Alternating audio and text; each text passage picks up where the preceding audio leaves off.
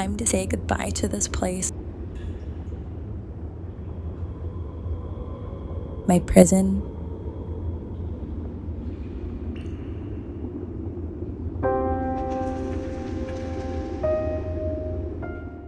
I usually have to ration my candles, but not anymore. Even with all of this light, it still never reaches the ceilings, nor do they provide any warmth. The ache in my bones never leaves me. It's always wet and cold. So cold.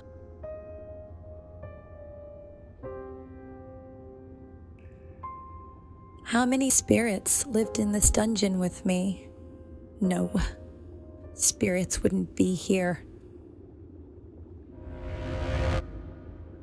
Spirits are in tombs. Tomb. That is what this was. This place is my tomb.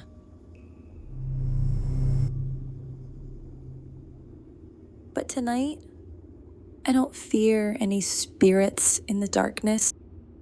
Tonight I welcome all my discomfort. I welcome the earthy smell of the wet stone. The ever-present metallic taste in my mouth. Every rattle of my chains, groan of this old architecture, drip of water and mouse scurry. I even welcome the cold aches, every hunger pain, every cut and bruise. All my senses are ablaze tonight.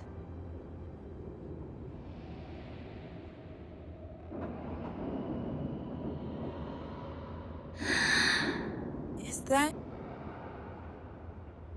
the moon? It's been so long since I've seen it.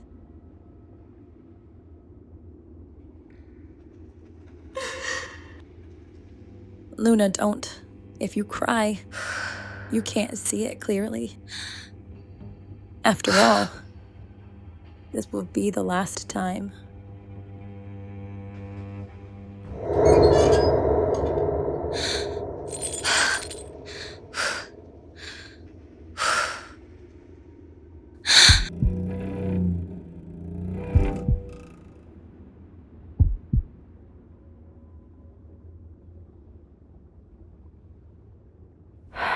Thank goodness it's not time yet.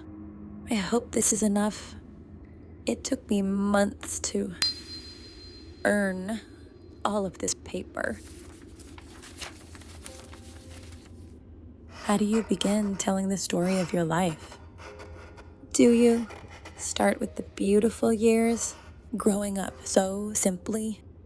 First memories, what you wanted to be when you grew up? First love? First heartbreak? Or first car?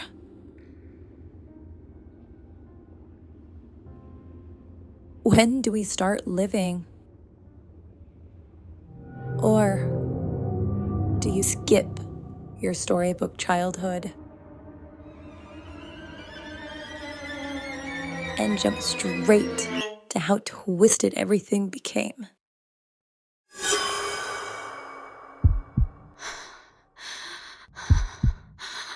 Breathe, Luna. You don't have much time left.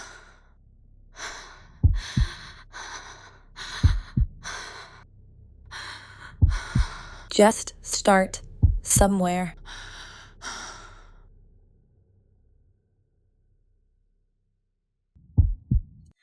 I grew up in a small town in the mountains of Colorado. In a little postcard town called Sacred Grove. What could really be said about my childhood? It was perfect. I'm an only child, growing up with my amazing mother. It was just the two of us against the world. She's my best friend, my protector, my best teacher, and I'm all she has.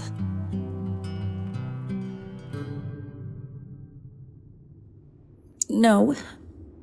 Had You can't be there for her anymore, Luna.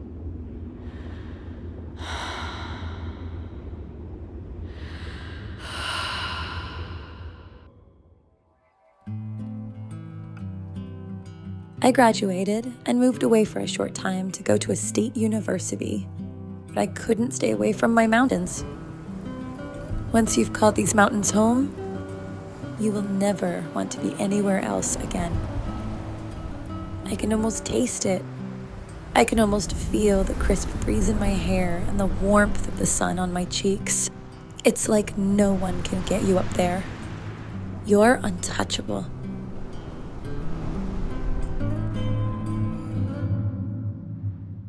Until you're not. Stop it, Luna. Finish.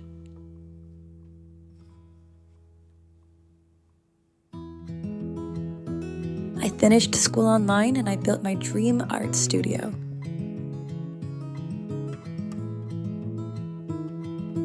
Business started pouring in and my company was winning awards. And that is when I met Milo.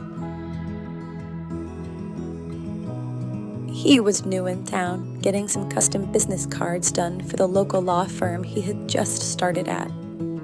He was charming and fun with a killer smile.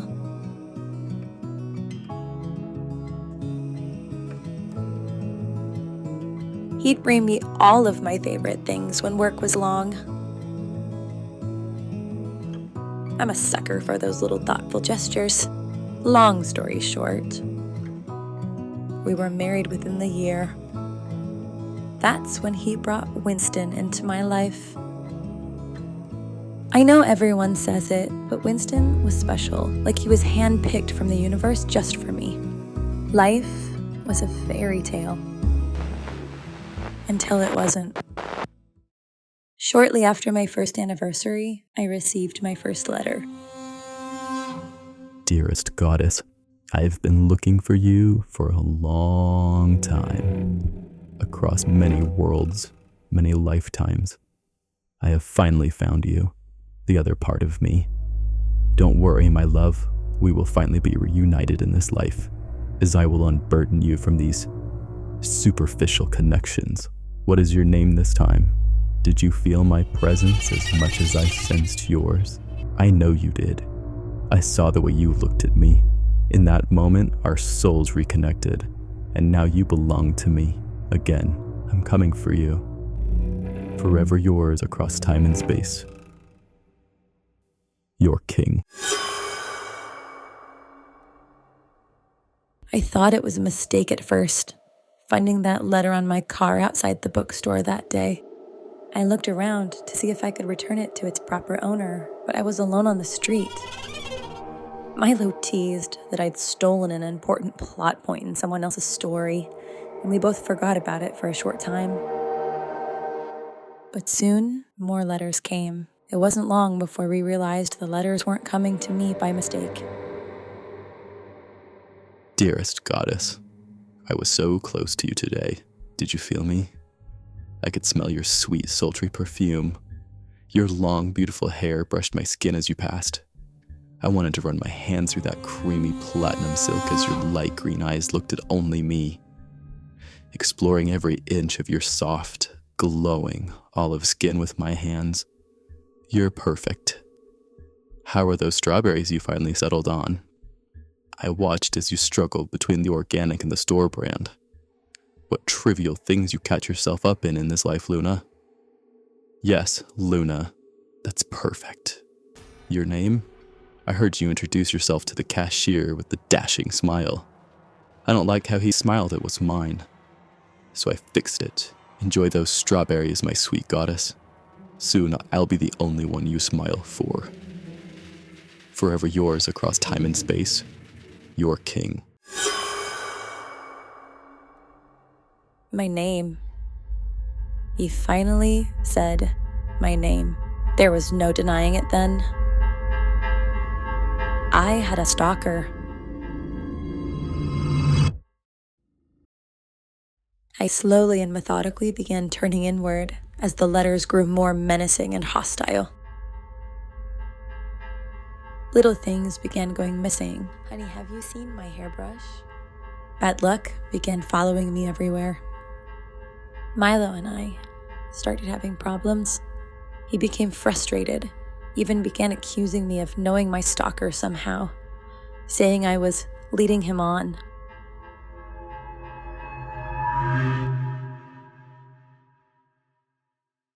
The last straw for Milo was when we decided to take a trip to our cabin to get away from things for a while.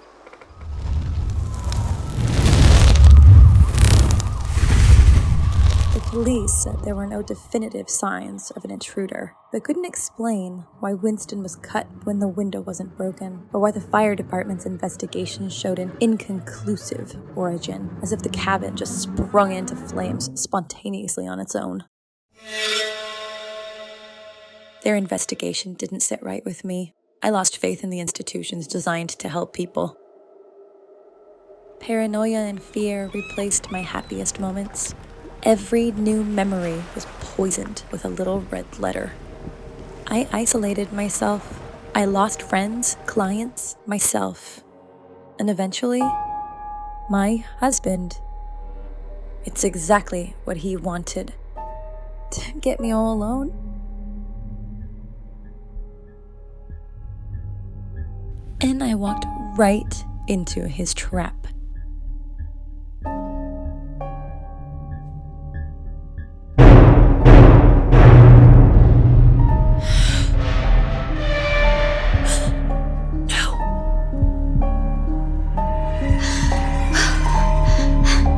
Please, not yet.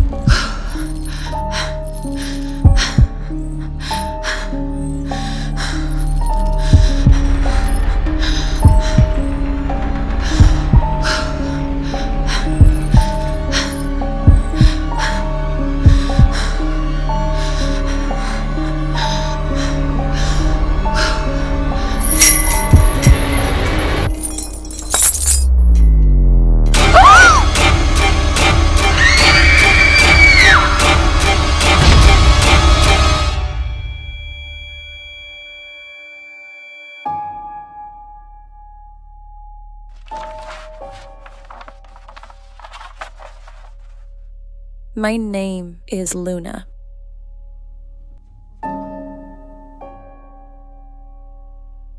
And this is the story of my disappearance.